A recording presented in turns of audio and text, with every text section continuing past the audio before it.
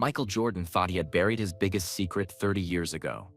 But when a desperate woman burst through the doors of his charity event screaming about Sophia, the basketball legend's carefully protected world explodes in front of 500 guests and rolling cameras. What happens next will shock the sports world, break the internet, and prove that sometimes the greatest victories happen off the court. This is the story of a father's second chance, a daughter's impossible forgiveness, and the viral moment that changed everything. The story begins on a rainy night in Springfield, Massachusetts, where Jordan is about to discover that some secrets refuse to stay hidden. The rain hit the windows of the Naismith Memorial Basketball Hall of Fame like tiny basketballs. Inside the grand hall, everything sparkled under the bright lights. Michael Jordan stood backstage, fixing his tie for the third time. His hands felt shaky, which was weird. He never got nervous anymore. "You ready, MJ?" asked his assistant, Maria. She held a clipboard and smiled at him. "Yeah, I'm good," Jordan said, but he wasn't sure why his stomach felt funny. Tonight was special. The Wings of Hope charity event would raise money for kids who wanted to play basketball but couldn't afford it. Jordan had planned this event for months. All the biggest names in sports were here. Magic Johnson sat at table 5. Shaquille O'Neal was making everyone laugh at table 12. Even some movie stars had come to help. The crowd looked perfect in their fancy clothes. Men wore black suits that cost more than most people's cars. Women sparkled in dresses that caught the light like diamonds. Everyone wanted to help kids tonight. Everyone wanted to be part of something good. Jordan walked to the side of the stage. Through a crack in the curtain, he could see 500 people eating dinner and talking. The kids from the local basketball camp sat at the front tables. Their eyes were wide as they looked around. Some had never been in such a fancy place. "Ladies and gentlemen," the announcer's voice boomed through the speakers.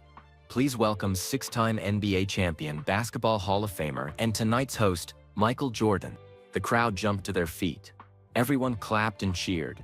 Cameras flashed like lightning. Jordan walked onto the stage with his biggest smile. This felt good. This felt right. He grabbed the microphone. "Thank you, everyone. Thank you for coming tonight." The crowd got quiet, waiting to hear what the greatest basketball player ever had to say. "When I was young," Jordan began, "basketball saved my life. It gave me hope when things were hard. Tonight, we're here to give that same hope to kids who need it most." People nodded and smiled. Some wiped tears from their eyes. Jordan felt warm inside. This was better than winning championships. This was about helping kids dream big. "Every dollar you give tonight will help a child pick up a basketball for the first time," Jordan continued. "Every dollar will help a kid learn that they can be great at anything they try." The crowd loved it. They clapped louder. But then something strange happened. A loud crash came from the back of the room. The big wooden doors flew open like someone had pushed them hard. Cold air and rain rushed inside. Everyone turned around to look. A woman stumbled through the doors. Her dress was torn and wet. Her hair stuck to her face. She looked like she had been running in the storm. Security guards started moving toward her. Jordan's smile disappeared. His face went white like he had seen a ghost. The woman looked around the room with wild eyes. When she saw Jordan on the stage, she called out in a loud voice, "Michael, I need to talk to you." The microphone picked up every word. The whole room could hear her. "It's about Sophia," she yelled. Whispers started everywhere. People looked confused. Who was this woman? Who was Sophia? The cameras turned from Jordan to the woman and back to Jordan. Jordan's hands started shaking. He almost dropped the microphone. His mouth opened, but no words came out. "Ma'am, you need to leave," said a big security guard. He reached for the woman's arm. "No," she said, pulling away. "Michael, please. She's sick. Sophia is really sick." The room got very quiet. Even the rain seemed to stop hitting the windows. Everyone stared at Jordan. His face looked scared and sad at the same time. Jordan tried to speak but couldn't finish. The woman's voice got softer, but everyone could still hear her. "Please, Michael. She needs you now. She's your daughter." The whole room gasped. Phones came out everywhere. People started recording videos. The word daughter echoed in everyone's minds. Jordan had 3 kids that everyone knew about: Jeffrey, Marcus, and Jasmine. But Sophia? No one had ever heard that name before. Two security guards took the woman by her arms. She didn't fight them, but she kept looking at Jordan with desperate eyes. "Her name is Diane Martinez," whispered someone at table 10 who knew gossip about famous people. "She used to date Jordan back in Chicago." As they walked Diane toward the door, she called out one more time. "Michael, she doesn't have much time. Please." Then she was gone. The doors closed with a loud bang. Jordan stood on the stage like a statue. His fancy suit felt too tight. The bright lights felt too hot. 500 people stared at him, waiting for him to say something. Anything. He looked down at his speech notes. But the words looked blurry. His heart beat so fast, he could hear it in his ears. Jordan cleared his throat. This is... Magic Johnson stood up at his table and started clapping. Other people joined in, trying to help Jordan feel better. But it didn't work. Everyone could see that something was very wrong. "Ladies and gentlemen," Jordan finally said into the microphone. His voice sounded different now. Tired. Scared. "I'm sorry, but I need to end tonight early. Thank you for coming. Thank you for helping kids." He put the microphone down and walked off the stage quickly. The crowd sat in shocked silence. Then everyone started talking at once. Did he just say daughter? Who is Sophia? Was that his ex-girlfriend? Why did he look so scared? The kids from the basketball camp looked confused. Their hero had just run away. The fancy adults whispered and pointed. Cameras flashed as reporters rushed toward the stage. Jordan pushed through a back door into a small office. Maria, his assistant, followed him. "Boss, what just happened out there?" she asked. "Who was that woman? Who's Sophia?" Jordan sat down hard in a chair. He put his head in his hands. For a long time, he didn't say anything. Outside the office, they could hear people talking loudly. Car doors slammed as some guests left early. Others stayed to gossip and take pictures. Finally, Jordan looked up at Maria. His eyes were red like he wanted to cry. "Find out how she knew about tonight," he said quietly. "Find out how Diane knew I would be here." "Okay," Maria said. "But boss, who is..." "Call my lawyer," Jordan interrupted. "Call him right now." Maria nodded and left the room quickly. Jordan sat alone, listening to the rain start again outside. On his phone, notifications kept popping up. The videos were already online. Michael Jordan's secret was starting to trend. News websites were writing stories with headlines like "Jordan's Mystery Daughter" and "Basketball Legend's Hidden Child." But Jordan didn't care about any of that right now. He could only think about one thing: Sophia, a name he hadn't heard in over 15 years. A name that brought back the biggest mistake of his life. A name that might change everything forever. Jordan closed his eyes and let his mind go back to a time he tried hard to forget. Chicago, 1991. He was 28 years old and felt like he could fly. The Bulls had just won their first championship. The whole city loved him. His face was on every magazine cover in America. But that summer, when the celebrations ended, Jordan felt empty inside. Basketball was everything to him, but it wasn't enough anymore. He needed something real. Something that wasn't about winning games or selling shoes. That's when he met Diane Martinez. It was a hot July day at a community center on Chicago's South Side. Jordan had come to surprise some kids at a basketball camp. He was signing autographs when he saw her across the gym. She was tall and pretty, with long dark hair and the biggest smile he'd ever seen.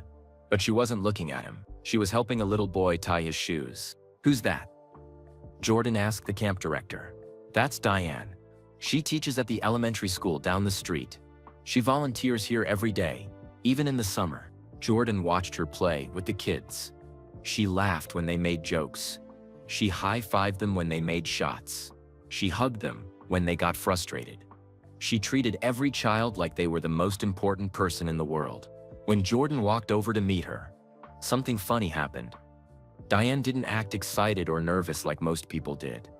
She just smiled and said, "Hi, Michael. These kids really look up to you." "Thanks," Jordan said. He felt shy, which was weird for him. "You're really good with them. I love kids." Diane said simply, "They see the world differently than grown-ups. They still believe in magic." Jordan found himself coming back to that community center again and again. At first, he told himself it was just to help kids. But really, he wanted to see Diane. She made him feel normal. When he was with her, he wasn't Michael Jordan, the basketball star. He was just Michael, a guy who liked making her laugh. They started dating in secret. Jordan would pick her up after school in a regular car, not his fancy ones. They went to small restaurants where no one would recognize him. They walked in parks and talked about everything except basketball. Diane showed Jordan parts of Chicago he'd never seen. She took him to her school, where kids who didn't have much still worked hard every day. She showed him families who struggled to pay for food, but still cheered for the Bulls every game. "These people love you, Michael," Diane told him one evening as they sat in her small apartment. "You give them hope. When they watch you play, they believe they can do amazing things too." For the first time in his life, Jordan understood what his success really meant. It wasn't just about him. It was about inspiring others to dream bigger. Those 6 months with Diane were the happiest of Jordan's life. She cooked dinner for him in her tiny kitchen. They watched movies on her old TV. They talked about having a family someday. Jordan even started thinking about what it would be like to be a father. "I want kids who care about others," Diane told him one night. "Kids who use their talents to help people, not just to get famous." "Me too," Jordan said, meaning it.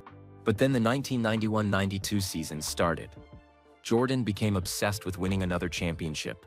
He spent more time at practice. He traveled more for games.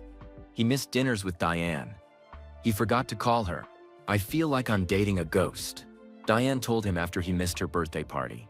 "I'm sorry," Jordan said, "but this season is important. We can win it all again." "What about us?" Diane asked. "Are we important too?" Jordan didn't answer right away. In his mind, basketball had to come first. Everything else could wait. Their relationship got harder. Jordan would promise to spend time with Diane, then break the promise for basketball. She started crying more. She stopped smiling as much. But she never complained. She just looked sad. The breaking point came in February 1992. The Bulls were having an amazing season. Jordan was playing the best basketball of his life. But Diane looked worried about something. "Michael, we need to talk," she said after one of his games. They went to her apartment. Diane sat on the couch and took his hands in hers. She looked nervous and excited at the same time. "I have news," she said softly. "Good news, I think." Jordan's heart started beating fast. He had a feeling about what she was going to say. "I'm pregnant," Diane whispered. "We're going to have a baby." For a moment, Jordan felt pure joy. A baby. Their baby. He imagined teaching a little kid how to play basketball. He imagined Diane as a mom, singing lullabies and reading bedtime stories. But then fear hit him like a truck. He wasn't ready for this. The playoffs were coming. He had endorsement deals to worry about. His age, his career, his future. Everything could change if people found out he had a baby with a teacher from the South Side. "Michael," Diane said, "say something. Are you happy?" Jordan looked at her beautiful face. He saw hope in her eyes. He saw love. He saw dreams of the family they could build together. And then he made the biggest mistake of his life. "I can't do this right now," he said, pulling his hands away. "Basketball has to come first. I'm not ready to be a father." Diane's face crumpled like someone had hit her. "What do you mean?" "I mean, this is bad timing," Jordan said, even though he knew the words were hurting her. "Maybe in a few years when my career is more settled." "A few years?" Diane's voice got louder. "Michael, I'm pregnant now. Our baby is coming now." "Well, maybe." Jordan started to say something terrible. Something about other options. Something about not keeping the baby. But Diane stood up before he could finish. Tears ran down her face, but her voice was strong. "Get out," she said quietly. "Diane, let me explain. Get out of my apartment, get out of my life." Jordan tried to touch her hand, but she moved away. "I love you," he said desperately. "No, you don't," Diane said. "You love basketball. You love being famous. You love yourself. But you don't love me, and you sure don't love our baby."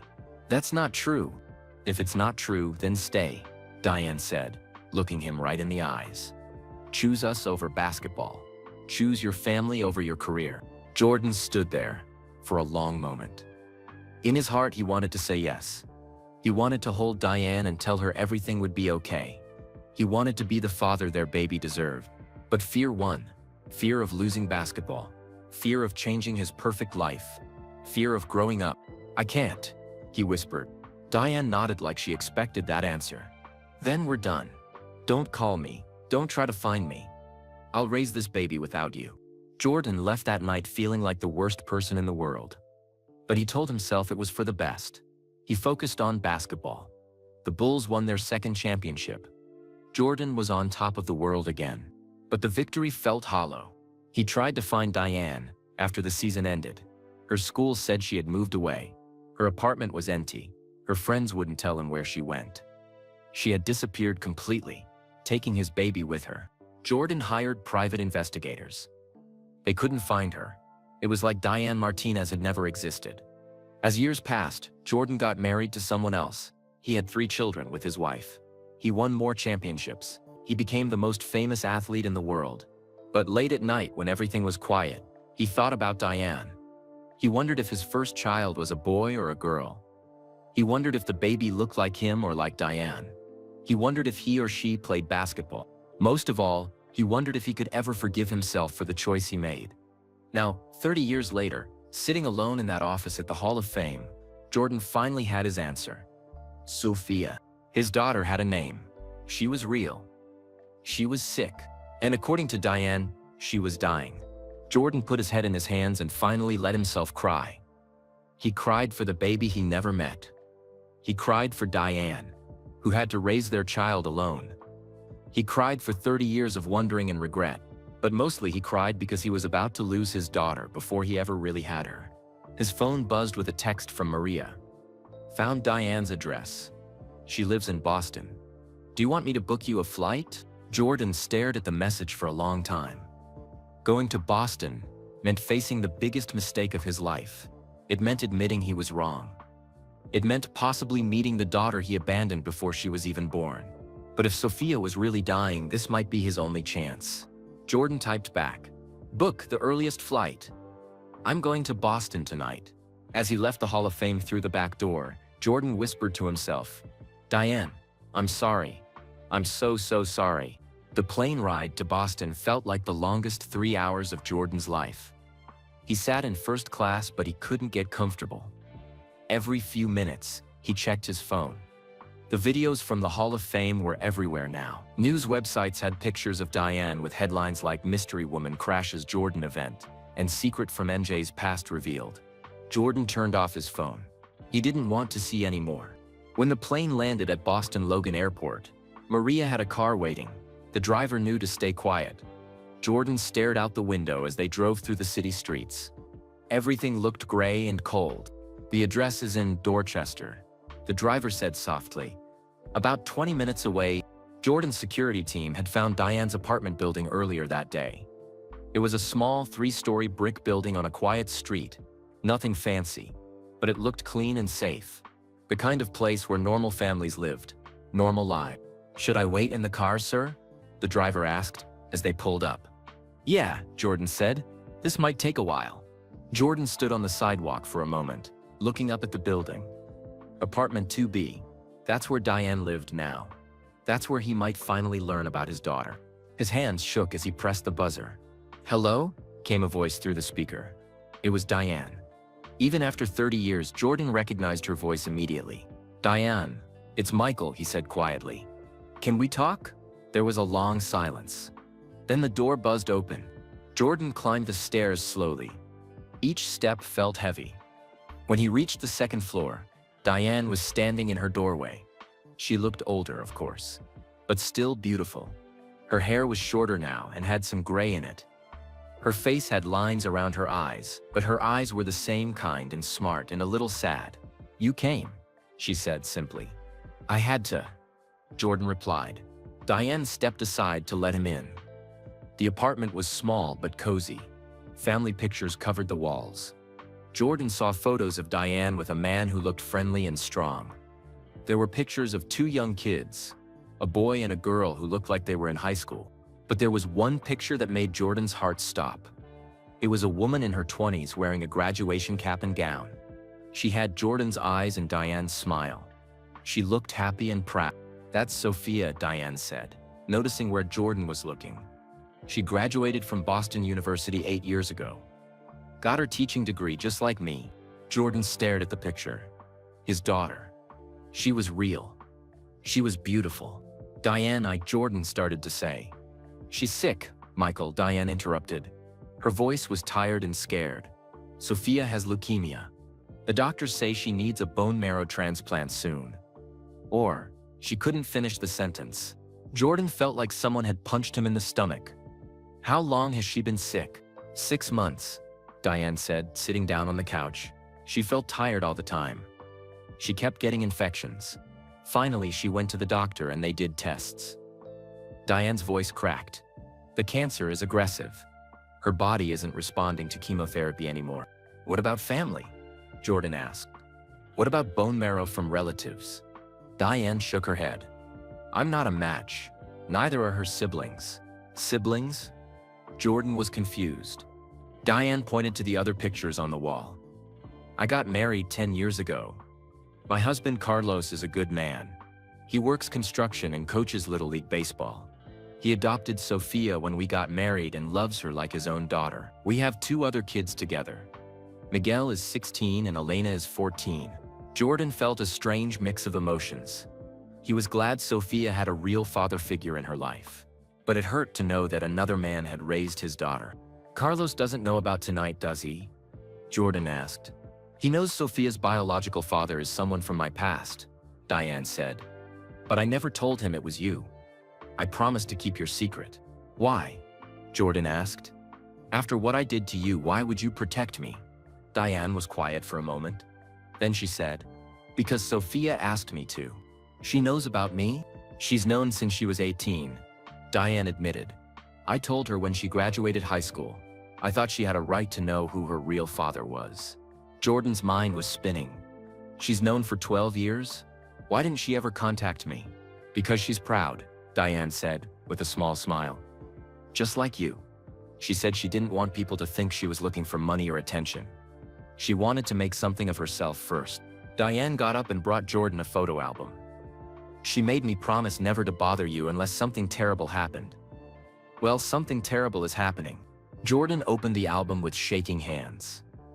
Page after page showed Sophia growing up, playing basketball in elementary school, winning spelling bees in middle school, getting her driver's license, prom night, college graduation, her wedding day to a nice-looking man with a kind smile. "She got married?" Jordan asked. 2 years ago. His name is David Chen. He's a pediatric nurse at Boston Children's Hospital. They're perfect together. Diane's voice got sad again. He's been taking care of her through all the cancer treatments. As Jordan looked through the pictures, he saw something amazing. In almost every photo, Sophia was helping someone.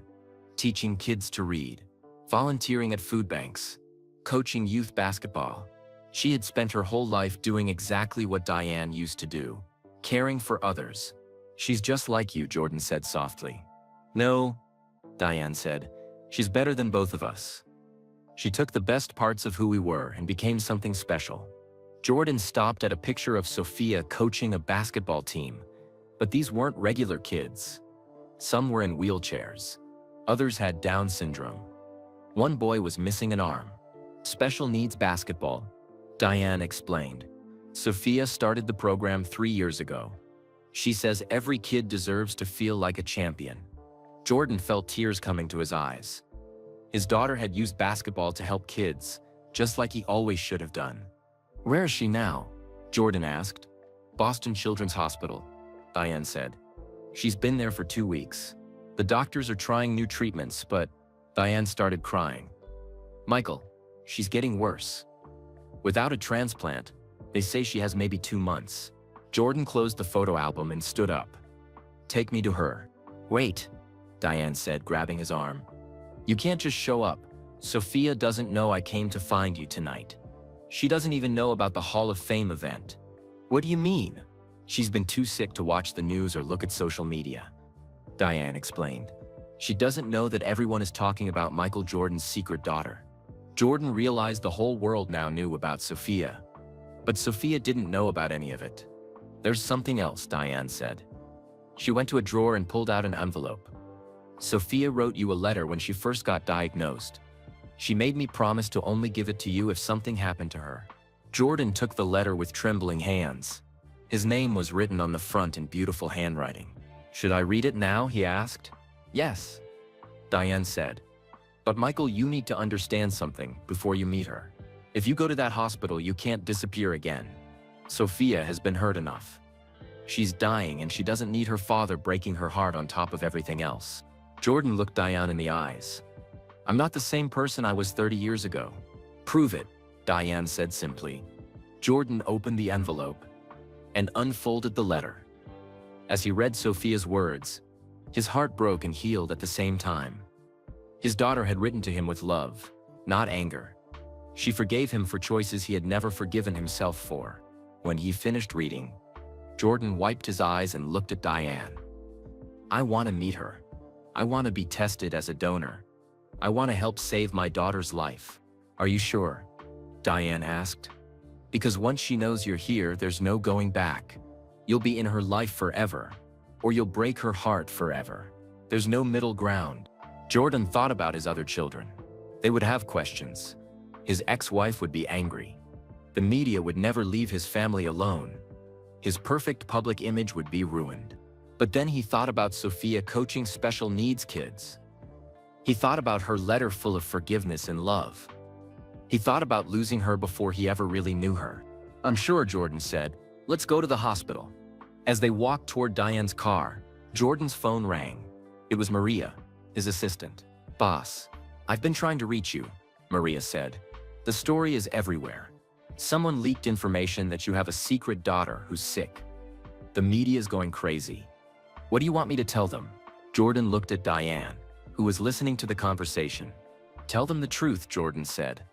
Tell them I'm going to see my daughter. But sir, your image. My image doesn't matter right now, Jordan interrupted. My daughter is dying. Nothing else matters. Jordan hung up the phone and got into Diane's car. As they drove toward the hospital, he felt scared and excited and sad all at the same time. In a few minutes, he would meet Sophia, his daughter, the child he had abandoned 30 years ago. The woman who had forgiven him even though he didn't deserve it. He just hoped it wasn't too late to finally be the father she needed. Boston Children's Hospital looked huge and scary in the dark. Jordan sat in Diane's car in the parking lot, staring up at the building. Somewhere inside, his daughter was fighting for her life. Are you ready for this? Diane asked softly. Jordan's hands wouldn't stop shaking. I don't know what to say to her. Just be honest, Diane said. Sophia values honesty more than anything else. They walked through the automatic doors into the bright hospital lobby. The smell hit Jordan immediately. That clean, medical smell that reminded him of doctors and sickness and fear. A few people recognized him and pointed, but he ignored them. Diane led him to the elevators. She's on the 7th floor. The oncology ward. Oncology. Cancer. Jordan's stomach felt sick. His little girl was in the cancer ward. As the elevator climbed, Jordan remembered the letter in his jacket pocket. He hadn't read it yet. He was scared of what Sophia might have written. Before we go in, Jordan said, I should read her letter. Diane nodded. There's a family waiting room down the hall. You can read it there. The waiting room was empty except for some uncomfortable chairs and old magazines. Jordan sat down and carefully pulled out Sophia's letter. His hands shook as he unfolded the paper. The handwriting was neat and careful, like a teacher's handwriting. Jordan took a deep breath and began read. Dear Dad, if I can call you that. Mom told me the truth when I got diagnosed with leukemia. She said you might never know about this letter, but I wanted to write it anyway. I'm not angry at you. I know that might sound crazy, but it's true. Mom explained what happened when you were young. You were scared and focused on basketball. I understand. Being a parent is scary, especially when you're not ready. I want you to know that watching you play basketball saved my life in different ways.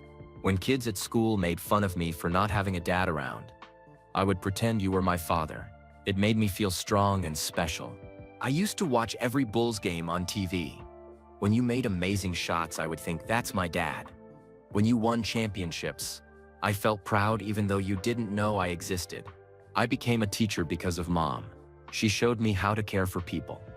But I fell in love with coaching basketball because of you. Every time I help a kid learn to shoot or dribble, I think about how you inspired millions of people to never give up.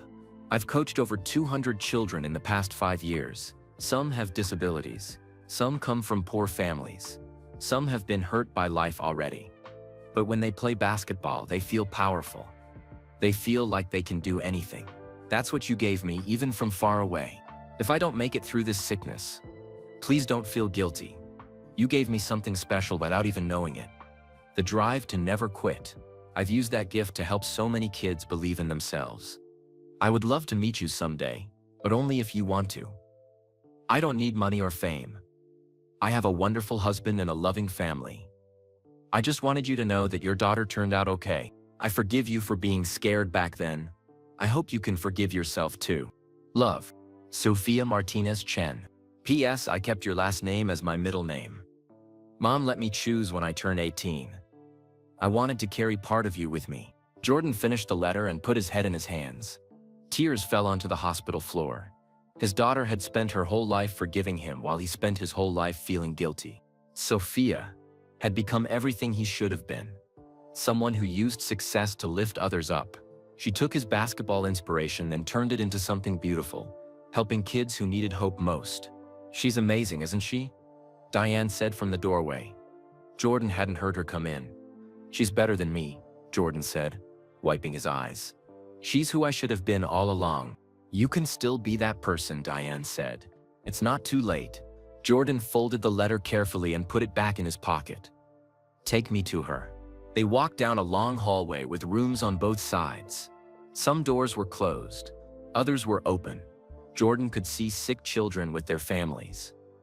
Parents holding hands with kids who were too thin. Grandparents reading books to bald children. It broke his heart. She's in room 714, Diane said, stopping in front of a door. Her husband David is probably with her.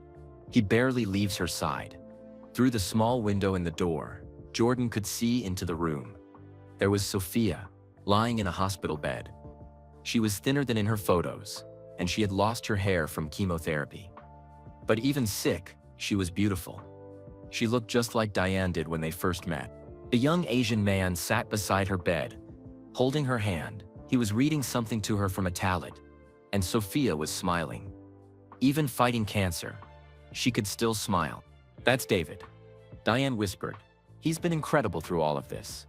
Jordan watched his daughter for a moment. The way she listened to her husband.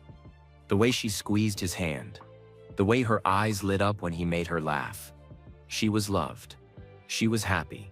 Even in this terrible situation. What if she doesn't want to see me? Jordan asked.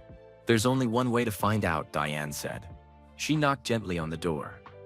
David looked up and smiled when he saw Diane. But his face changed when he saw Jordan behind her. Sophia, honey, David said carefully. Your mom is here, and she brought someone to see you. Sophia turned toward the door. When she saw Jordan, her eyes got very wide. Her mouth opened, but no sound came out. Jordan stepped into the room slowly. His heart was beating so fast he thought everyone could hear it. Hi, Sophia, he said quietly. I'm your dad. For a long moment, nobody said anything. Sophia stared at Jordan like she couldn't believe he was real. David looked confused. Diane stood in the doorway, nervous. Then Sophia did something that surprised everyone. She laughed. This is definitely not how I imagined meeting you, she said, pointing to her hospital bed and bald head. I probably should have done my hair. Jordan laughed too, and some of his nervousness went away. His daughter had a sense of humor, just like him.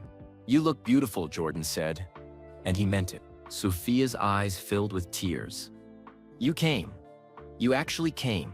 I'm sorry it took so long, Jordan said, stepping closer to her bed. Mom, what did you do? Sophia asked, looking at Diane. I had to try, Mija. Diane said softly. You're getting sicker, and I couldn't just watch you die without doing everything possible. David stood up and extended his hand to Jordan. Mr. Jordan, I'm David, Sophia's husband. She's told me so much about you. Jordan shook David's hand, surprised by how strong and warm it was. Thank you for taking care of her. She's my whole world, David said simply. Sophia was still staring at Jordan like she couldn't believe he was real. This is so weird. My dad is Michael Jordan. My students are never going to believe this. You have students? Jordan asked, sitting down in the chair David had been using. I teach 4th grade, Sophia said proudly. And I coach special needs basketball. Just like Mom used to work with kids, and just like you inspired me to do. Jordan felt his heart break and heal at the same time. I read your letter. Sophia's face got red. Oh no! You didn't. I wanted him to understand who you are, Diane said. It was the most beautiful thing anyone has ever written to me. Jordan told Sophia. You forgave me before I even asked for forgiveness. There's nothing to forgive, Sophia said, reaching for Jordan's hand. You were young and scared. I get it. When Sophia's hand touched his, Jordan felt something he had never felt before. The connection between a father and daughter. It was instant and powerful and full of love. I want to help you, Jordan said. I want to get tested to see if I can be a bone marrow donor. Sophia squeezed his hand. Dad, are you sure? Because if you do this, if you help save my life, I'm going to want you to stick around. Are you ready for that? Jordan looked at his daughter, really looked at her. She was brave and kind and funny. She had spent her life helping others. She had forgiven him completely. She was everything he had ever wanted in a child. I've been ready for 30 years, Jordan said. I just didn't know it until now. Sophia smiled, and for the first time since walking into that hospital, Jordan felt hope. But then Sophia's expression changed. She looked nervous about something. Dad, there's something else I need to tell you, she said quietly. Something important that you don't know yet. Jordan's heart started beating faster. What is it, Sophia? Sophia looked at her mom, then at David, then back at Jordan. She seemed nervous, which was strange. She had been so brave about everything else. Dad, I need you to know that I found out you were my father when I was 18. Not when I got sick, Sophia said slowly. Mom told me the truth when I graduated high school. Jordan was confused. Okay, so you've known for 12 years? Yes, Sophia said. But that's not the important part. The important part is why I never contacted you before. Diane stepped closer to the bed. She looked worried. Sophia took a deep breath. I didn't reach out because I wanted to make something of myself first. I wanted you to be proud of who I became, not just feel sorry for what you missed. I am proud of you, Jordan said quickly. You're amazing. Let me finish, Sophia said with a small smile. The reason I came to your Hall of Fame event tonight wasn't because Mom dragged me there. I've been planning to contact you for months. Jordan felt confused. What do you mean? I've been following your career my whole life, Dad. Not just as a fan, but because I was trying to find the right moment to reach out to you. When I saw you were having the charity event for kids' basketball programs, I thought it was perfect. You were doing something to help kids, just like I do every day. David squeezed Sophia's other hand. Tell him the rest, honey. Sophia nodded. I bought a ticket to the event. I was planning to sit in the back and watch your speech. Then, at the end, I was going to come up and introduce myself quietly. No big scene, no cameras, just a daughter meeting her dad. Jordan's mind was spinning. So you were there tonight? I was in the parking lot when I got really sick suddenly, Sophia said. I started feeling dizzy and weak. Mom had come with me for support and she panicked when she saw how bad I looked. That's when I made the terrible decision to rush inside, Diane said, looking embarrassed. I was so scared Sophia might collapse that I didn't think about the consequences. So the whole dramatic entrance, Jordan started, was Mom being a worried mother, Sophia finished. I never wanted it to become a public spectacle. I'm so sorry the whole world found out this way. Jordan sat back in his chair amazed. His daughter had spent months planning to meet him. She had wanted it to be special and private. Instead, it became the biggest news story in sports. I ruined your plan, Jordan said sadly. No, Dad. Cancer ruined my plan, Sophia said firmly. But maybe this is how it was supposed to happen. Maybe we needed the whole world to know about us. A knock on the door interrupted them. A doctor in a white coat peeked in. Sorry to bother you, the doctor said. I'm Dr. Sarah Chen. I'm Sophia's oncologist. She looked at Jordan with surprise. "Mr. Jordan, I didn't expect to see you here." "He's my father," Sophia said proudly. "He wants to get tested as a bone marrow donor." Dr. Chen's eyes lit up. "That's wonderful news. We can run the compatibility tests immediately." "Mr. Jordan, are you prepared for the procedure if you're a match?" "Absolutely," Jordan said without hesitation. "Whatever my daughter needs. The test will take about 48 hours, Dr. Chen explained. We'll need to draw some blood and run genetic markers. If you're compatible, we can schedule the transplant procedure within a week." Jordan rolled up his sleeve. "Let's do it now." As Dr. Chen prepared the blood draw, she explained Sophia's condition to Jordan. "Your daughter has acute lymphoblastic leukemia. It's aggressive, but treatable with the right donor match. Family members have the best chance of compatibility." "What are the odds?" Jordan asked. "Between a parent and child, about 25% chance of a perfect match," Dr. Chen said. "But even a partial match could work." After the doctor took Jordan's blood, she left them alone again. The room felt quiet and heavy. "Dad, can I ask you something?" Sophia said. "Anything. Do you have other kids? Do I have brothers and sisters?" Jordan nodded. 3. Jeffrey is 34. Marcus is 32, and Jasmine is 25. Sophia's eyes widened. "I have siblings." "Wow. Do they know about me?" Jordan felt uncomfortable. "They're finding out now, along with everyone else." "I never told them about you. Are they angry?" Sophia asked. "I don't know yet," Jordan admitted. "Probably confused and hurt that I kept such a big secret. I'd like to meet them someday," Sophia said, hopefully. "If they want to meet me, I think they'll love you," Jordan said. "How could they not?" David had been quiet during most of the conversation, but now he spoke up. "Mr. Jordan, can I ask you something?" "Call me Michael. And yes, ask me anything. Sophia talks about you sometimes. She's always wondered what kind of father you would have been. Now that you're here, what kind of father do you want to be?" It was a hard question. Jordan thought for a moment. "I want to be the father I should have been 30 years ago." Jordan said, "Someone who puts family first.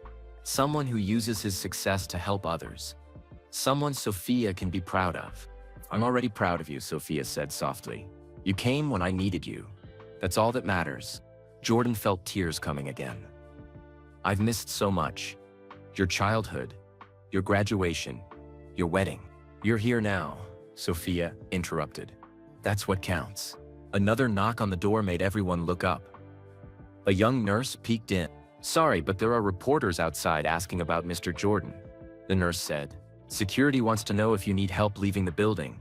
Jordan had forgotten about the media. His phone had been buzzing all evening with calls and texts, but he had ignored them all. "What do you want to do, Dad?" Sophia asked. "I don't care about the reporters," Jordan said. "I'm not leaving until I know if I can help you."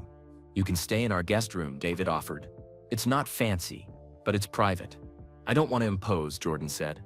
"You're family now," Sophia said firmly. "Family doesn't impose." Jordan felt a warmth in his chest. Family. He had found his daughter and she was welcoming him with open arms. Over the next few hours, they talked about everything. Sophia told Jordan about her students and the special needs basketball program she had created. She showed him videos on her phone of kids in wheelchairs making shots and children with autism learning to dribble. "This one is Marcus," Sophia said, pointing to a boy with Down syndrome. "He couldn't speak when he first came to me. Now he's the best cheerleader on the team." "You named a student Marcus?" Jordan asked. Sophia blushed. "I named him after your son. I hoped maybe someday my brother Marcus would meet him." Jordan was amazed. Even without knowing her siblings, Sophia had found ways to include them in her life.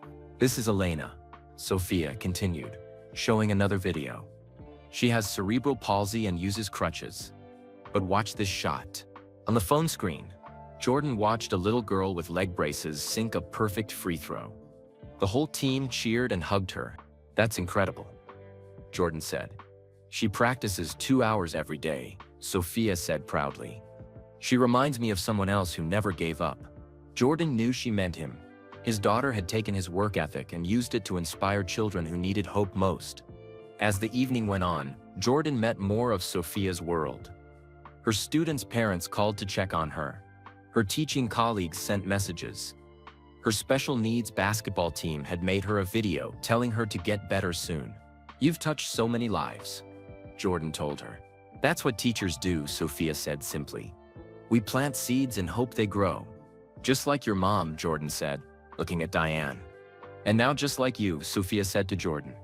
"Your charity work with kids, your foundation, you're finally doing what I always hoped you would do." Jordan realized Sophia was right. In recent years, he had started focusing more on helping young people. Maybe somehow, without knowing it, he had been trying to make his unknown daughter proud. Late that night, as Sophia got tired from all the excitement, Jordan prepared to leave. "Dad?" Sophia called as he reached the door. "Yes?" "Whatever happens with the test results, I want you to know something. Meeting you tonight was worth waiting 30 years for." Jordan walked back to her bed and kissed her forehead gently. "I love you, Sophia. I should have said that 30 years ago, but I'm saying it now. I love you too, Dad." As Jordan left the hospital with Diane and David, he felt different than when he had arrived. He felt like a father, not just to Jeffrey, Marcus, and Jasmine, but to Sophia too. The next 2 days would determine if he could save his daughter's life. But tonight had already saved something just as important. It had saved their relationship. In the parking lot, Jordan's phone rang. It was his son, Marcus. "Dad, we need to talk," Marcus said. "Jeffrey, Jasmine, and I saw the news. We're flying to Boston tomorrow. We want to meet our sister." Jordan looked up at Sophia's hospital window and smiled.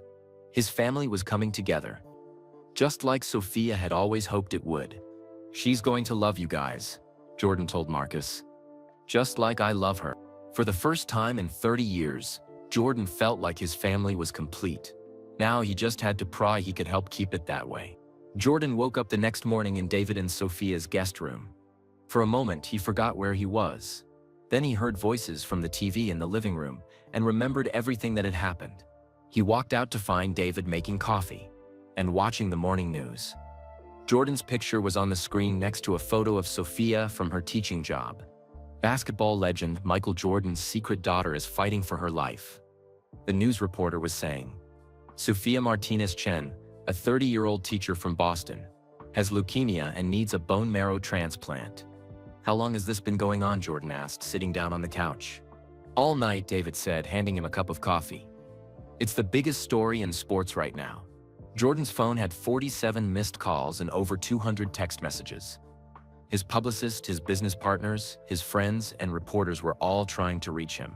"Sophia doesn't know yet, does she?" Jordan asked. "No, she's been sleeping," David said. "The doctor gave her medicine for pain last night, but she'll see it eventually." On the TV, they showed the video from the Hall of Fame event. Jordan watched himself look shocked and scared when Diane called out Sophia's name. He looked terrible. Jordan's 30-year secret flashed across the screen. Then they showed pictures of Jordan's other children. How will his family react to this bombshell? Jordan felt sick to his stomach. His kids were probably seeing this right now. So were his grandchildren. Everyone he knew was learning about Sophia from the news instead of from him. His phone rang. It was his daughter, Jasmine. "Dad, what the hell is going on?" Jasmine said when he answered. She sounded upset and confused. "Jasmine, I was gonna call you. A sister? Dad, I have a sister I never knew about, and she's dying?" Jordan could hear that Jasmine was crying. "I'm sorry you found out this way. I wanted to tell you myself." "When were you planning to do that?" "After she died." Jasmine's voice was angry now. "That's not fair." "No, Dad, what's not fair is having a secret sister for 30 years. What's not fair is watching my father lie to our family our entire lives." Jordan felt like someone had punched him. "I never lied to you." "You never told us the truth either," Jasmine said. "That's the same thing." In the background, Jordan could hear his son Jeffrey saying something to Jasmine. "Jeffrey wants to talk to you," Jasmine said. "Dad?" Jeffrey's voice was calmer than Jasmine's. But Jordan could tell he was hurt too. "Hi, son. Is it true? Do you really have another daughter?" "Yes," Jordan said simply. "Her name is Sophia, and she's wonderful." "Why didn't you tell us?" Jeffrey asked. "We're your kids. We deserve to know." Jordan didn't have a good answer. I was scared. I made a mistake 30 years ago and I didn't know how to fix it. You had 30 years to figure it out, Dad. Jeffrey was right, and Jordan knew it. I'm sorry. I should have told you guys years ago. Marcus is really upset, Jeffrey said. He feels like everything about our family was a lie. Jordan's heart broke. Marcus was his middle son, and they had always been close. The idea of hurting him was terrible. Are you coming to Boston? Jordan asked. We're at the airport now, Jeffrey said.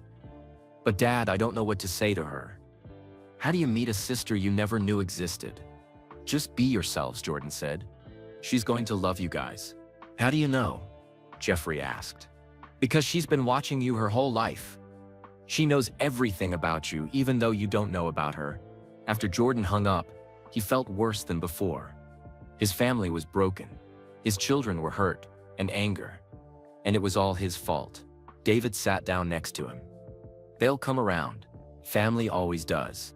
I hope so, Jordan said. I can't lose them and Sophia. The TV news kept getting worse.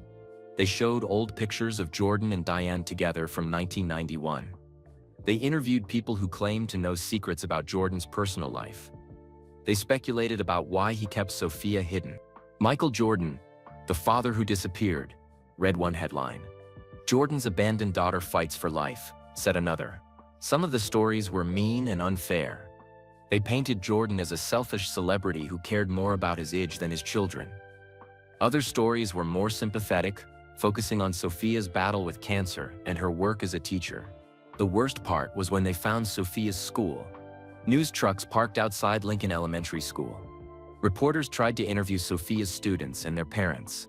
Miss Sophia is the best teacher ever, one 8-year-old boy told a reporter. She taught me that I'm smart even though I have autism. She saved my daughter's life, a mother said through tears. My girl was so sad before she met Miss Sophia. Now she believes in herself. Jordan watched his daughter's students defend her on TV. These kids loved Sophia like she was their own family. It made him proud and sad at the same time. Around noon, Jordan's ex-wife Juanita called. She was angry too. Michael, how could you not tell the kids about this? She said immediately. They're devastated. I know, and I'm sorry. Sorry doesn't fix this, Juanita interrupted. Jeffrey called me crying this morning. Crying, Michael? He's a grown man with children of his own, and he was crying because he found out his father has been living a lie. Jordan felt like the worst person in the world. What can I do to fix it? I don't know if you can, Juanita said sadly. The kids feel betrayed. They're questioning everything they thought they knew about you. But they're still coming to Boston. Yes, because they want to meet Sophia. But Michael, don't expect this to be easy. You've hurt them badly.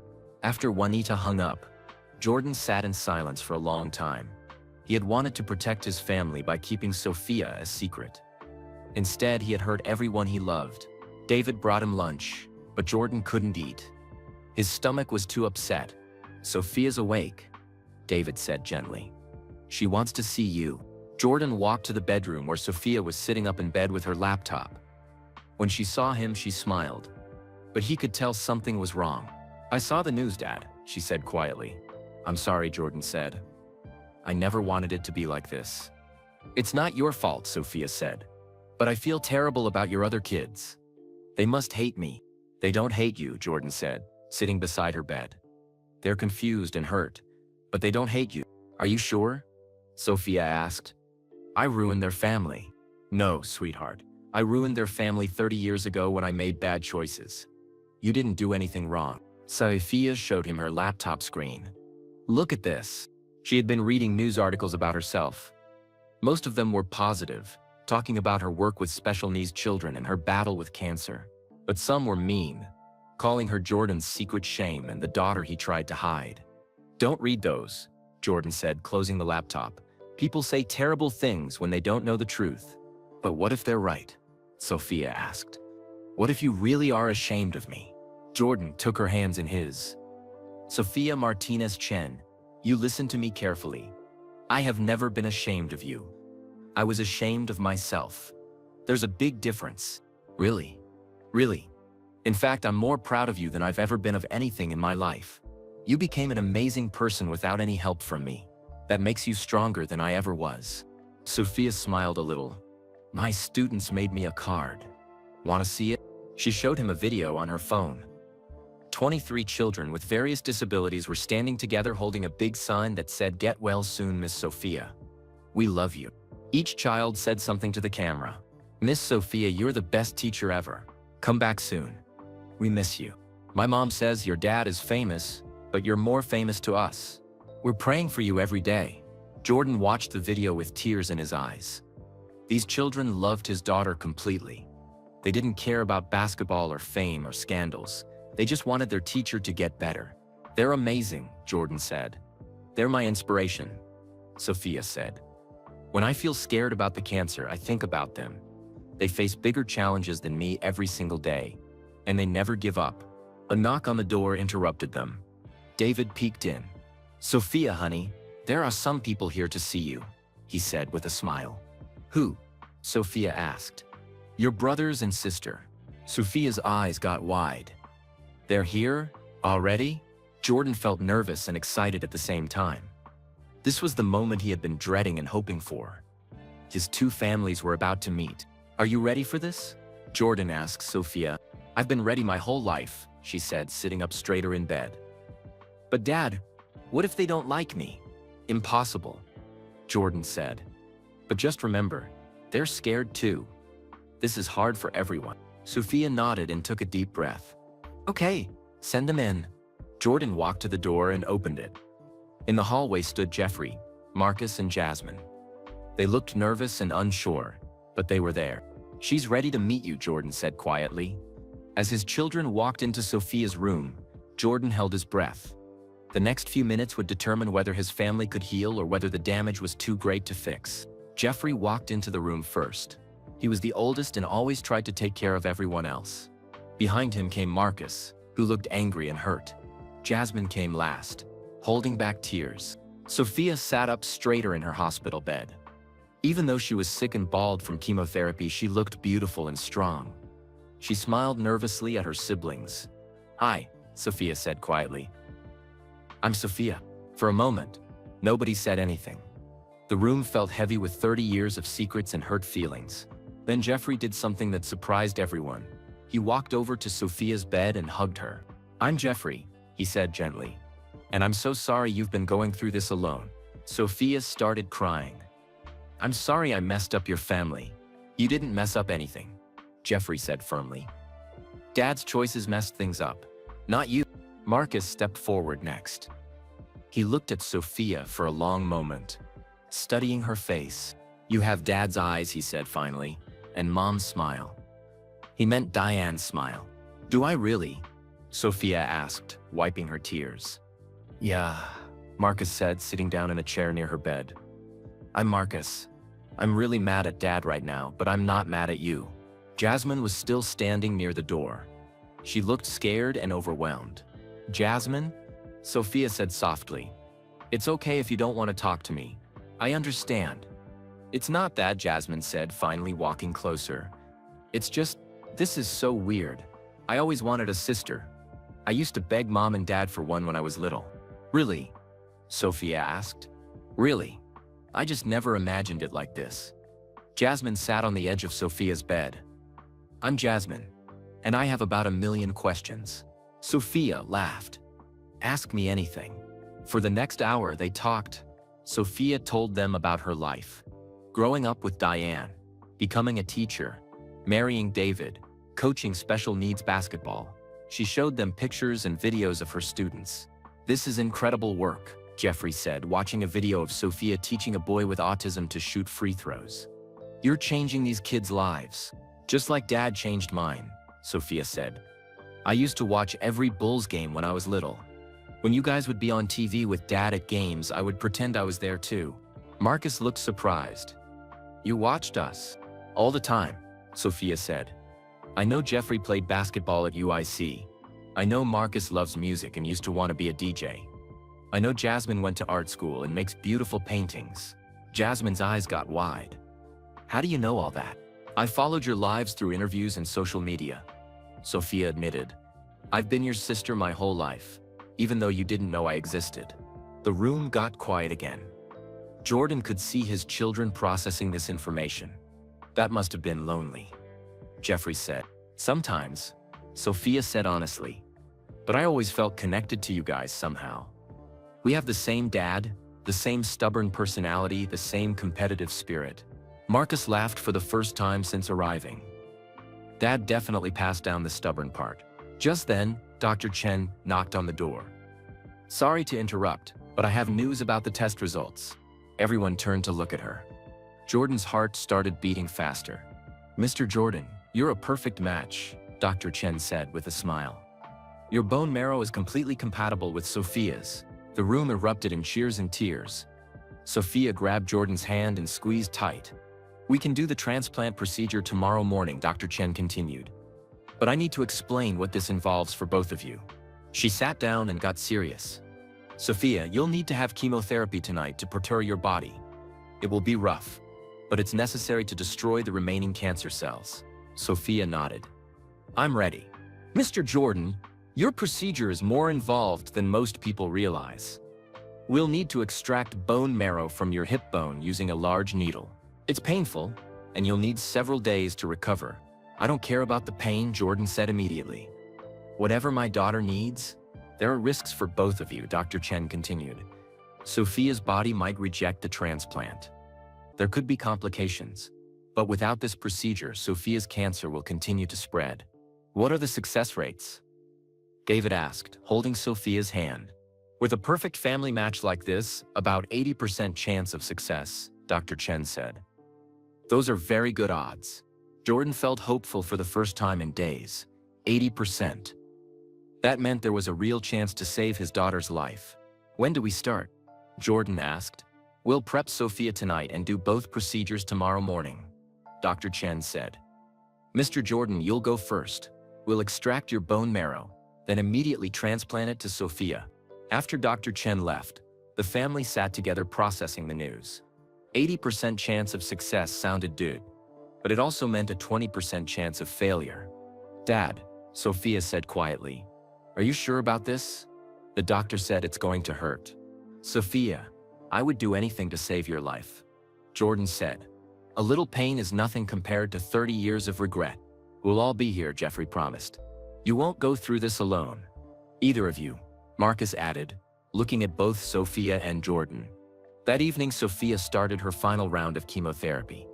Jordan stayed by her bedside while the medicine dripped into her veins. She felt sick and weak, but she never complained. Tell me about when you were young, Sophia said, trying to distract herself from feeling awful. Jordan told her stories about growing up in North Carolina, learning basketball from his dad, getting cut from his high school team and using that rejection as motivation to get better. I get my determination from you, Sophia said sleepily. When kids at school said I couldn't do something because I didn't have a dad around, I would think about how you never gave up. You're tougher than I ever was, Jordan said, stroking her forehead. You've been fighting your whole life. Sophia's siblings took turns sitting with her through the night. Jeffrey told her about his kids, her nephews and nieces she had never met. Marcus played guitar music softly on his phone. Jasmine showed her pictures of artwork she had created. I want to paint your portrait when you're better, Jasmine said. A picture of you with your students. I'd love that, Sophia whispered. Early the next morning, the nurses came to prep both Sophia and Jordan for surgery. They were wheeled to operating rooms right next to each other. See you on the other side, Dad, Sophia said, as they rolled her away. I love you, sweetheart, Jordan called back. Jordan's procedure took 4 hours. The doctors had to extract bone marrow from his hip using a large needle that went deep into the bone. Even with anesthesia, Jordan could feel pressure and discomfort. But every time it hurt, he thought about Sophia fighting cancer for 6 months. His pain was nothing compared to what she had endured. Perfect extraction, the surgeon told the nurses. This is high-quality bone marrow. His daughter has the best possible chance. While Jordan was in recovery, Sophia's transplant began. The doctors carefully injected Jordan's bone marrow into her bloodstream through an IV. The procedure looked simple, but Jordan knew it was the most important medical treatment of his daughter's life. Jeffrey, Marcus, and Jasmine waited in the family room with David and Diane. They paced and worried and prayed together. Your dad is tough, David told Jordan's children, but Sophia is tougher. She's going to beat this. She has to, Jasmine said. I just found my sister. I'm not losing her now. When both procedures were finished, Jordan and Sophia were moved to recovery rooms across the hall from each other. Jordan felt sore and tired, but alert. All he cared about was whether Sophia was okay. Dr. Chen came to update the family. Both procedures went perfectly. Mr. Jordan's bone marrow was excellent quality, and Sophia's body is already showing signs of accepting the transplant. What happens now? Jordan asked from his hospital bed. Now we wait, Dr. Chen said. The next 72 hours are critical. Sophia's body will either accept the transplant fully, or there could be complications. But so far, everything looks very promising. Jordan's other children gathered around his bed. They still looked hurt and confused about the 30-year secret, but they also looked proud of what their father had just done. You did good, Dad, Marcus said quietly. Really good. I'm just trying to make up for lost time, Jordan said. You saved her life, Jeffrey said. That's more important than anything else. Over the next 3 days, Sophia's body showed amazing signs of improvement. Her white blood cell count improved. Her energy increased. Most importantly, the new bone marrow was creating healthy blood cells. On the 3rd day, Dr. Chen had the best news of all. The transplant is working perfectly, she announced to the whole family. Sophia's body has accepted the bone marrow completely. The cancer cells are disappearing rapidly. Sophia cried with happiness. I'm going to live? You're going to live, Dr. Chen confirmed. And with continued treatment and monitoring, you should make a full recovery. Jordan felt like he had won more than all his basketball championships combined. His daughter was going to survive. But as Sophia celebrated with her family around her, she looked at Jordan with a serious expression. Dad, there's something else I need to tell you, she said. Something that's going to change everything again. Jordan's heart started racing again. After everything they had been through, Sophia had another secret? He wasn't sure he could handle any more surprises. What is it, sweetheart? Jordan asked, sitting up in his hospital bed despite the pain in his hip. Sophia looked around the room at her family. Jordan, Jeffrey, Marcus, Jasmine, David, and Diane. Everyone was staring at her with worried faces. I need everyone to sit down for this, Sophia said seriously. We're already sitting, Marcus said with a nervous laugh. Sophia took a deep breath. Dad, what I told you about finding out you were my father when I was 18, that was true. What I didn't tell you was what I did with that information. Jordan felt confused. What do you mean? I didn't just watch your lives from far away, Sophia said slowly. I've been trying to help your family for years without you knowing it. Help us how? Jasmine asked. Sophia looked embarrassed. Remember 3 years ago when Jeffrey's construction company almost went bankrupt? Jeffrey's eyes got wide. Yeah, but then we got that huge contract with the city of Chicago. It saved our business. That wasn't luck, Sophia said quietly. I wrote letters to the city council members about your company. I researched your work history and sent them examples of your best projects. I convinced them to give you a chance. Jeffrey's mouth dropped open. You did that, but why? Because you're my brother, Sophia said simply. I wanted you to succeed. She turned to Marcus next. And Marcus, remember when you were trying to get your music career started? You kept getting rejected by record labels? Marcus nodded. Until that one producer gave me a shot out of nowhere. I sent him recordings of your music, Sophia admitted. I found his email address and told him about this amazing musician he needed to hear. I didn't tell him you were Michael Jordan's son because I wanted him to judge your talent, not your name. Marcus looked shocked. That's how I got my first recording contract. Your talent got you the contract, Sophia said firmly. I just made sure the right person heard it. Now everyone was staring at Sophia with amazement. There's more, Sophia continued, looking at Jasmine. Jasmine, your first art gallery showing in New York? The one that launched your career? Jasmine's face went pale. Don't tell me. I contacted the gallery owner, Sophia said. I sent pictures of your paintings and told her about this incredible artist from Chicago. I may have mentioned that the paintings were inspired by growing up in a famous family, but I never said which famous family. Oh my God, Jasmine whispered. You've been helping us for years? I wanted to be part of your lives somehow, Sophia explained. I couldn't introduce myself, but I could help you succeed. I could be a good sister. even if you didn't know I existed." Jordan felt overwhelmed. His daughter had been protecting and helping her siblings for years. She had been the guardian angel they never knew they had. "How did you find out about our problems?" Jeffrey asked. "Social media, mostly," Sophia said. "Plus, I may have created fake accounts to follow your lives more closely. I know that sounds creepy, but I just wanted to know my family." "That's not creepy," Marcus said, his voice full of emotion. "That's love." David squeezed Sophia's hand. "Tell them the rest, honey." Sophia looked nervous again. "There's something bigger. Dad, remember when you started the Jordan Foundation for Underprivileged Youth? The one that focuses on kids with special needs?" "Of course," Jordan said. "That was 5 years ago. That was my idea." Sophia said quietly. "I wrote you a letter suggesting it. I signed it 'A Fan Who Cares' and sent it to your business office." Jordan's mind was spinning. "The letter about creating basketball programs for disabled kids? That was me," Sophia confirmed. "I told you about the need for inclusive sports programs. I shared stories about my students without mentioning my name. I convinced you to focus on special needs athletics." Jordan remembered that letter. It had moved him so much that he completely changed the direction of his foundation.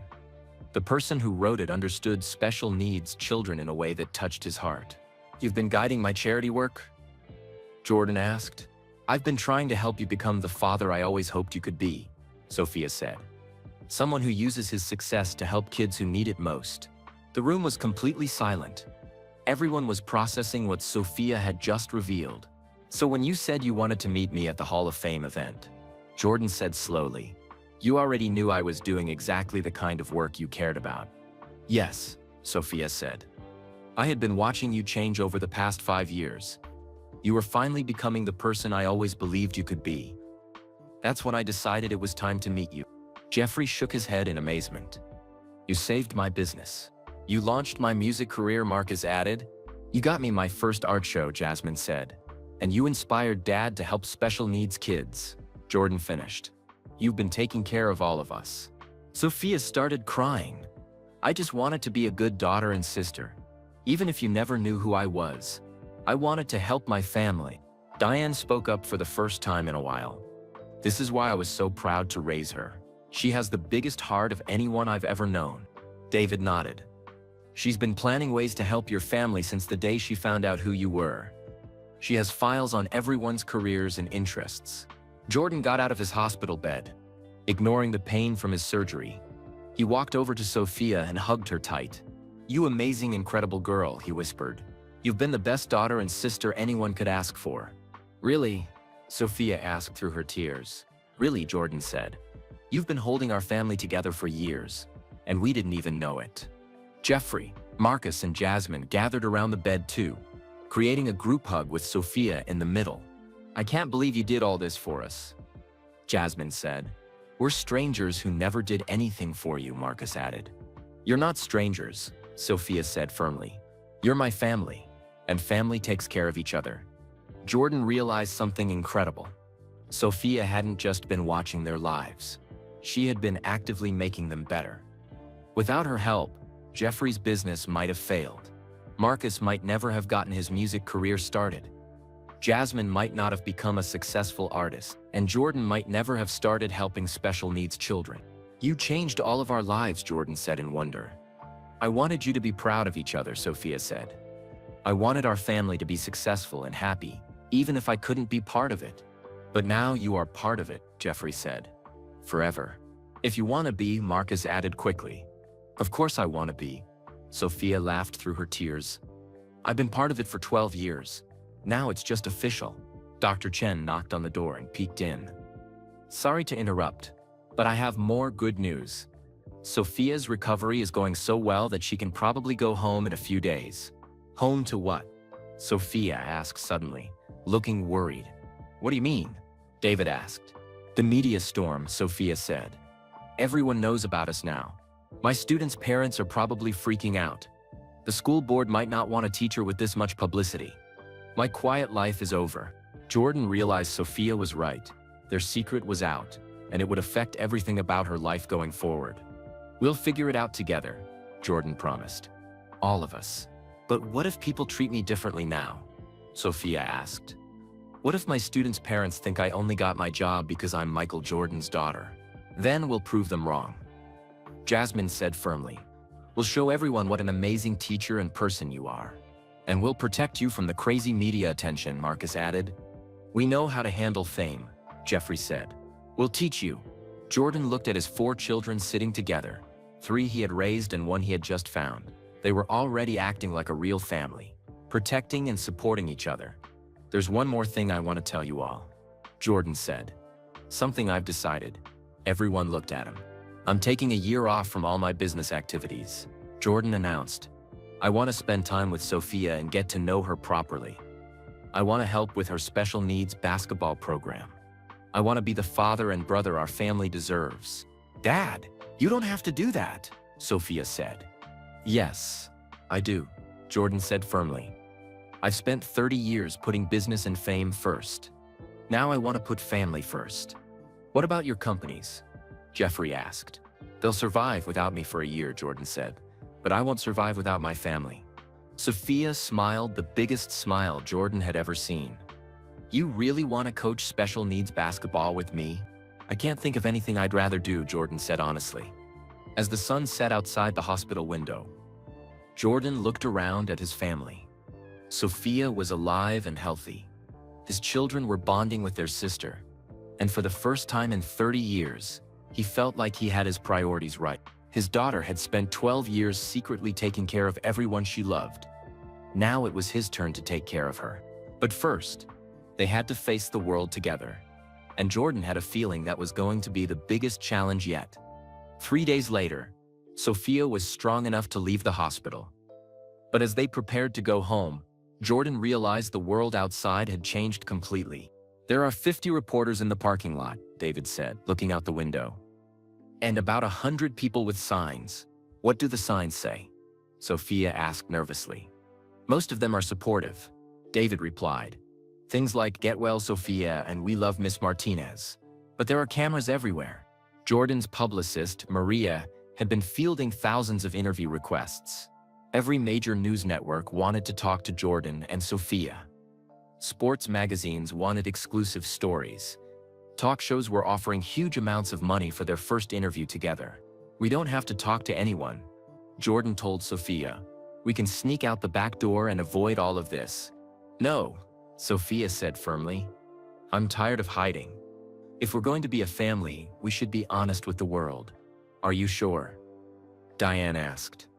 Once we go public, there's no going back to your quiet life. Sophia thought for a moment. My students and their parents deserve to hear the truth from me, not from gossip websites. And Dad, people need to see that you're not the villain some news stories are making you out to be. Jordan had seen some of the negative coverage. Headlines like "Jordan abandons pregnant girlfriend" and "Basketball star's 30-year lie" made him look terrible. Some people were calling him selfish and heartless. I don't care what people say about me, Jordan said. I just want to protect you. The best way to protect me is to tell our story ourselves, Sophia said. Together. Jordan made a decision that surprised everyone. Let's call a press conference. Right here. Right now. Dad, are you sure? Jeffrey asked. You don't have to do this. Yes, I do, Jordan said. Sophia's right. It's time for the truth. Maria quickly organized a press conference in the hospital's main lobby. Within an hour, reporters from around the world had gathered. Camera crews set up equipment. Photographers positioned themselves for the best shots. Jordan pushed Sophia's wheelchair to a small podium. She was still weak from the transplant, but she insisted on being there. David, Jeffrey, Marcus, and Jasmine stood behind them. Diane chose to stay out of the cameras, but she watched from the side. The lobby was packed with reporters shouting questions. Jordan raised his hand for quiet. Thank you all for coming, Jordan began. I know there's been a lot of speculation about my family this week. Today, Sophia and I want to tell you the truth. The room got completely silent. Jordan took a deep breath. 30 years ago, I made the biggest mistake of my life. I was young, scared, and selfish. When Diane told me she was pregnant, I chose basketball over family. I abandoned the woman I loved and the child we created together. Cameras flashed as Jordan continued. I spent 30 years regretting that choice. I hired private investigators to find Diane and my child, but I was too late. They had disappeared. A reporter shouted out, "Why didn't you try harder to find them?" "Because I was a coward," Jordan said honestly. "I was afraid of what I might find. I was afraid my child would hate me. I was afraid of facing the consequences of my choices." Sophia reached up and took Jordan's hand. "Can I say something, Dad?" Jordan stepped aside, and Sophia wheeled closer to the microphones. "My name is Sophia Martinez Chen," she said in a clear, strong voice. "I'm Michael Jordan's daughter, and I'm a fourth-grade teacher here in Boston." The reporters leaned forward, eager to hear from the mystery daughter. "I want everyone to know that my father is not a villain," Sophia continued. "He made a mistake when he was young, but so do lots of people. What matters is what he's done since then." "But he abandoned you," a reporter called out. "He did," Sophia agreed. "But I don't blame him for that. My mother raised me to understand that people can change and grow. My father has spent the last 5 years becoming exactly the kind of man I always hoped he would be." Sophia looked directly into the cameras. "Michael Jordan has donated millions of dollars to help children with special needs. He's created basketball programs for kids with disabilities. He's used his fame to inspire people to never give up. He became the father I needed him to be, even before he knew I existed." Jordan felt tears coming to his eyes. His daughter was defending him to the world.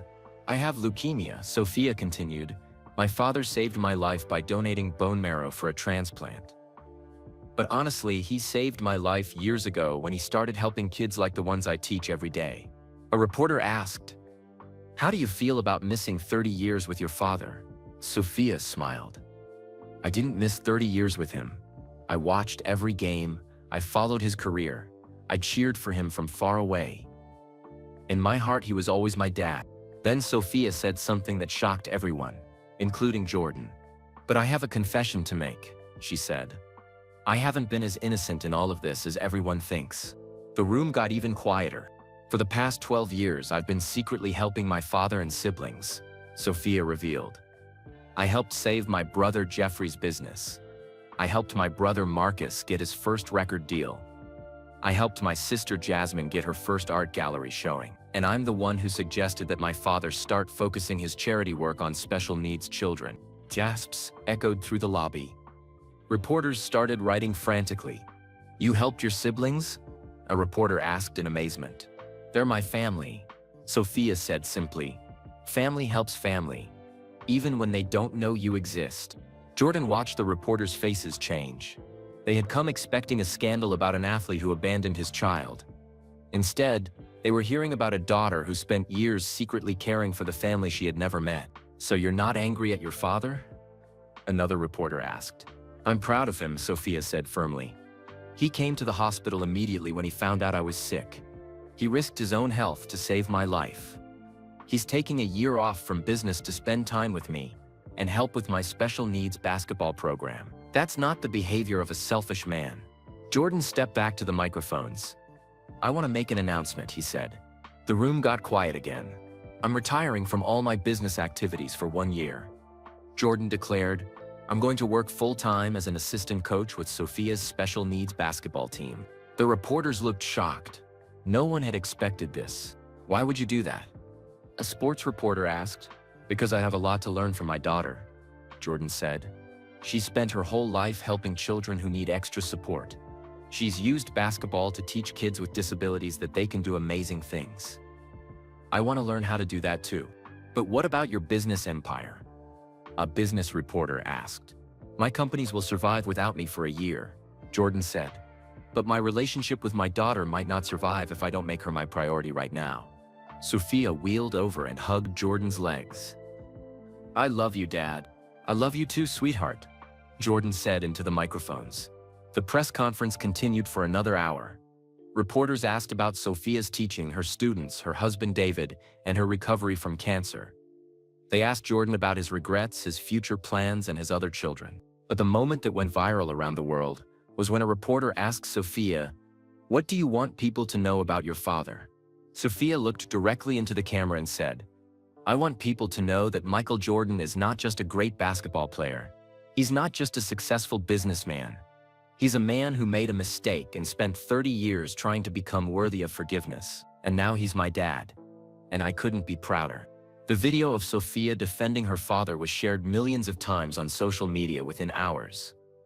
Proud Daughter started trending worldwide. News outlets around the globe picked up the story. But it wasn't just Sophia's words that made the story go viral.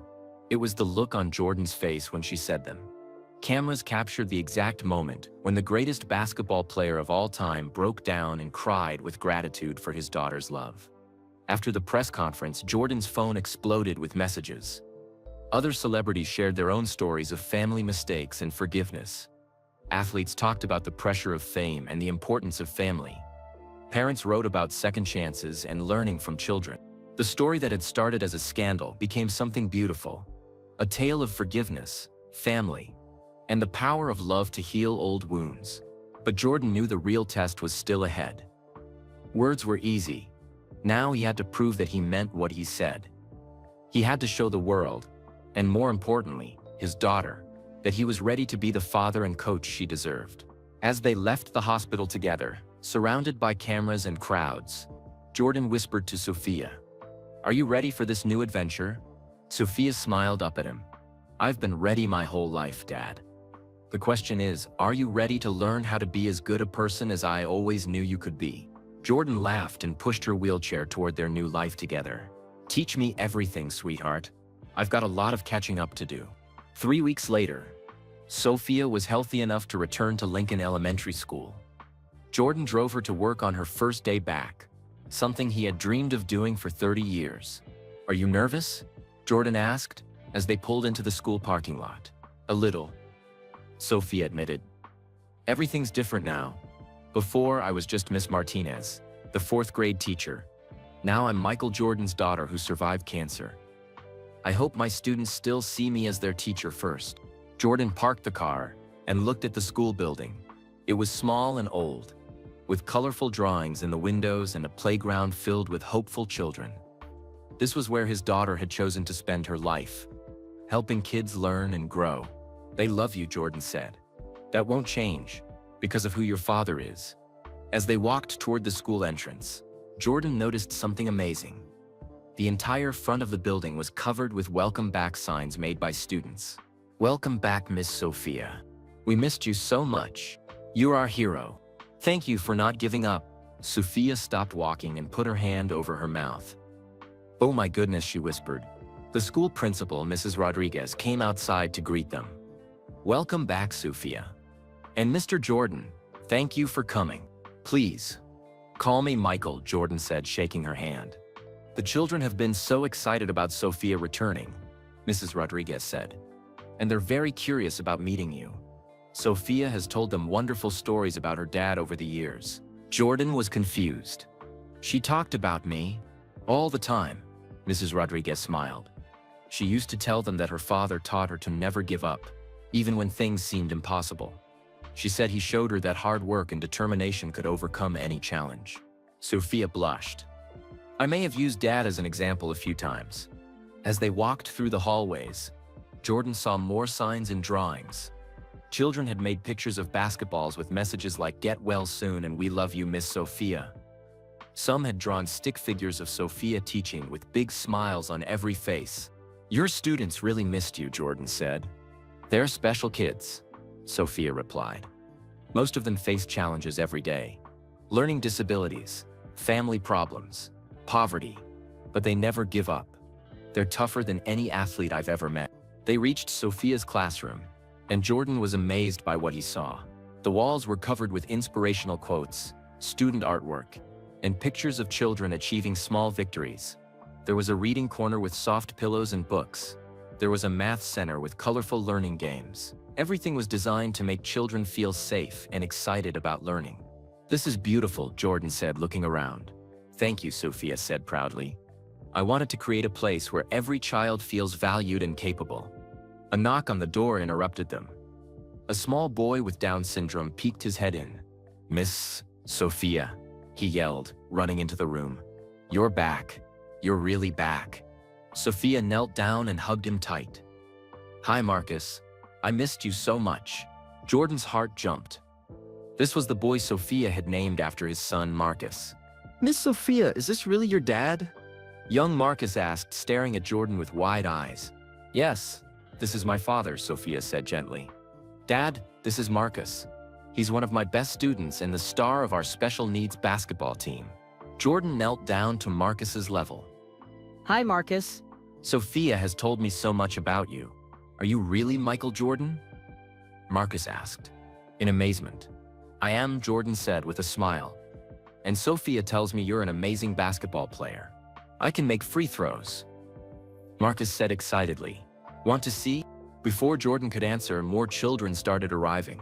Word had spread quickly through the school that Michael Jordan was in Miss Sophia's classroom. Soon, Sophia's room was filled with 23 children of various ages and abilities. Some had autism, others had cerebral palsy or Down syndrome. A few were in wheelchairs, but every single one of them looked at Sophia with pure love and excitement. "Miss Sophia, we made you something," said a girl named Elena who used crutches. The children had created a giant card that read, "Thank you for teaching us to never give up." Every student had signed it with their name or handprint. Sophia started crying happy tears. "This is the most beautiful thing anyone has ever given me. We learned about bone marrow transplants," said a boy named David who had autism. "We know your dad saved your life. That makes him a hero too." Jordan felt overwhelmed by these children's pure hearts. They didn't care about his fame or money. They just understood that he had helped their beloved teacher get better. "Can we play basketball with you?" Marcus asked Jordan. "Miss Sophia taught us how to play." "I would love that," Jordan said. "But I should warn you, Sophia is a better coach than I am." The children giggled. The idea that their teacher could be better than Michael Jordan at basketball seemed funny to them. "Miss Sophia is the best at everything," Elena said seriously. "She taught me that being different makes me special, not weird. She helped me learn to read," added David. "I used to think I was stupid, but Miss Sophia showed me I'm just different smart." As Jordan listened to these children talk about his daughter, he realized something incredible. Sophia hadn't just been a teacher to them. She had been a life changer. She had taken children who felt broken or different and helped them see their own worth and potential. "Would you like to see our basketball court?" Sophia asked Jordan. They walked to the school gymnasium, which was small and old but full of heart. The children had made a banner that read, "Home of the Lincoln Lions Special Needs Basketball Team." "This is where the magic happens," Sophia said proudly. For the next hour, Jordan watched his daughter work with her students. She helped Marcus practice his free throws. She showed Elena how to dribble while using her crutches. She encouraged David to make passes to his teammates, helping him learn social skills along with basketball skills. Every child got individual attention. Every small improvement was celebrated. Every mistake was treated as a learning opportunity. "Sophia," Jordan said quietly, "you're an incredible teacher." "These kids make it easy," Sophia replied. "They just need someone to believe in them." Jordan realized that his daughter had spent her entire career doing what he should have been doing all along, using basketball to build confidence and teach life lessons to children who needed it most. "Can I ask you something?" Jordan said. "Of course. Would you let me volunteer as your assistant coach? I mean really volunteer, not just for publicity." Sophia's face lit up. "You really want to do that?" "I can't think of anything I'd rather do," Jordan said honestly. That afternoon, Jordan had his first official practice as assistant coach of the Lincoln Lions. He had coached professional athletes, but he had never worked with children like these. At first, he made mistakes. He talked too fast for some kids to understand. He expected them to learn skills too quickly. He forgot that these children needed different kinds of encouragement than professional athletes. But Sophia was patient with him, just like she was with her students. "Dad, remember that David needs extra time to process instructions," she whispered during practice. "And Marcus learns better when you show him the movement instead of just describing it." Slowly, Jordan began to understand. These children weren't just learning basketball. They were learning confidence, teamwork, and perseverance. Every made shot was a victory. Every successful pass was a breakthrough. Every moment of fun was healing. By the end of practice, Jordan was exhausted but exhilarated. He had never felt more useful or more proud of anything he had accomplished. "How did I do, Coach?" Jordan asked Sophia as they cleaned up the gym. You did great, Sophia said with a smile. But you're going to need to learn to celebrate the small victories more. When Marcus made that layup, you said good job. But when he makes a shot, it's like winning the NBA Finals for him. Jordan nodded, understanding. So I should celebrate bigger? Celebrate like their success is the most important thing in the world, Sophia said. Because to them it is. Over the next few weeks, Jordan threw himself into learning how to work with special needs children. He studied different disabilities and how they affected learning. He watched Sophia teach and tried to copy her patience and creativity. He practiced celebrating every small victory like it was a championship. The children loved having him there, but they loved Sophia more. She was their hero, their protector, their biggest cheerleader. Jordan was just the famous dad who was learning to be as good as their beloved teacher. 1 month after Sophia returned to work, the school held a special assembly. The local news came to film Jordan's work with the special needs basketball team. This is very different from coaching professional athletes, the reporter said to Jordan.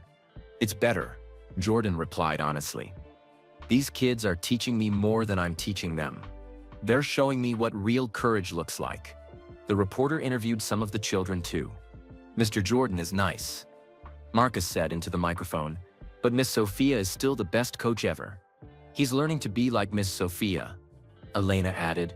She's teaching him how to be patient and kind. When the reporter asked Sophia what it was like working with her father, she said something that brought tears to Jordan's eyes. My dad is finally becoming the person I always knew he could be. He's using his talents to help children who need hope. That's what real champions do. That evening, as Jordan and Sophia drove home from school, Jordan felt a peace he had never experienced before. Thank you, he said to Sophia. For what? For giving me a second chance. For teaching me what really matters. For showing me how to use my life for something meaningful. Sophia reached over and squeezed his hand. Thank you for saving my life, Dad. And not just with the bone marrow transplant. Thank you for showing up. Thank you for staying. Thank you for finally being my father. As they pulled into Sophia's driveway, Jordan saw David waiting on the front porch with a big smile. How was your first month back?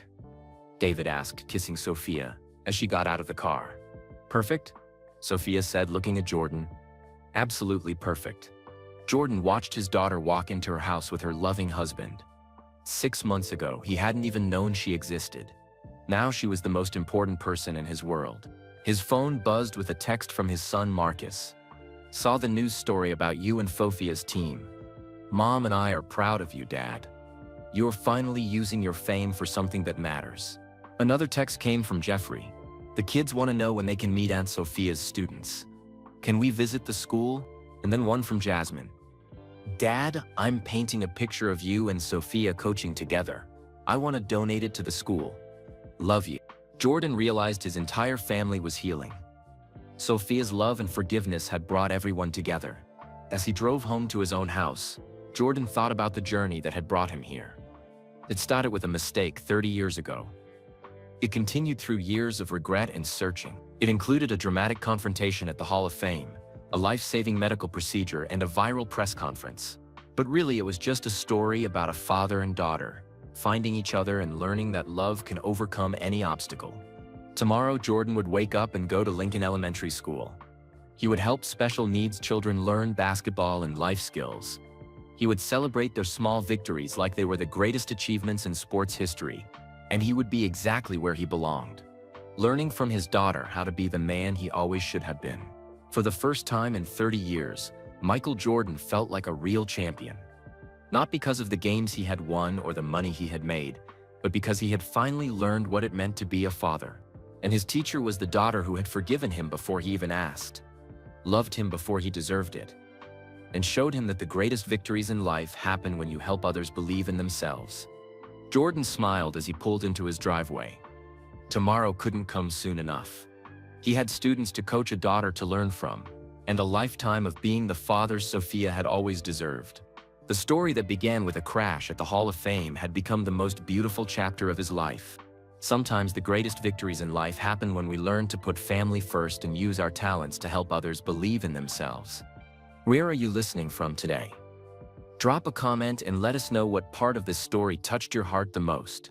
If you enjoyed this emotional journey, Please give this video a thumbs up and subscribe to our channel for many more inspiring and interesting stories like this one.